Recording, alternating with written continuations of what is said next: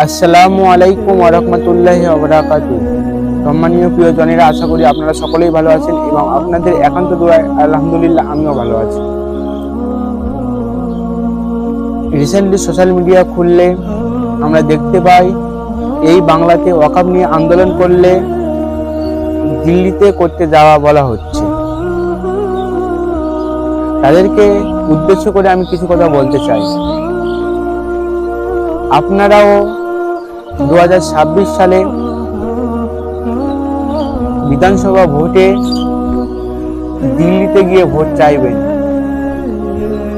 এই বাংলাতে কারো কাছে ভোট চাইতে আসবেন না। কারণ এই বাংলাতে আপনাদের যতটা অধিকার আছে আমাদেরও ততটা অধিকার আছে। আজকে এই ওয়াকফ সংশোধনী বিলটা কেন্দ্র সরকার পাস করিয়ে নিল। এর বিরুদ্ধে অনেকে আন্দোলন করেছে, কিন্তু কতজন কেস করেছে? আজকে রাজ্য সরকার এ নিয়ে তার ভূমিকা কি? তিনি কি ভূমিকা নিয়েছেন মুসলমানদের নিয়ে? তিনি তো মুসলমানদের ভোটে দাঁড়িয়ে আছেন, তিনি তো মুসলমানদেরকে বেশি ভালোবাসেন। তাহলে মুসলমানদের এই ওয়াকফ সংশোধনী বিলটা পাস করালো, তিনি এই ওয়াকফ সংশোধনী বিলের বিরুদ্ধে সুপ্রিম কোর্টে কবার কেস করেছেন? তিনি তো বলছেন বাংলাতে আন্দোলন করলে সব থেকে বড় শত্রু আমি হব। তিনিও সংবিধান বিরোধী কথা বললেন। এই সংবিধান বিরোধী কথা বলার জন্য দায়ী আমরা। আজকে যদি আমাদের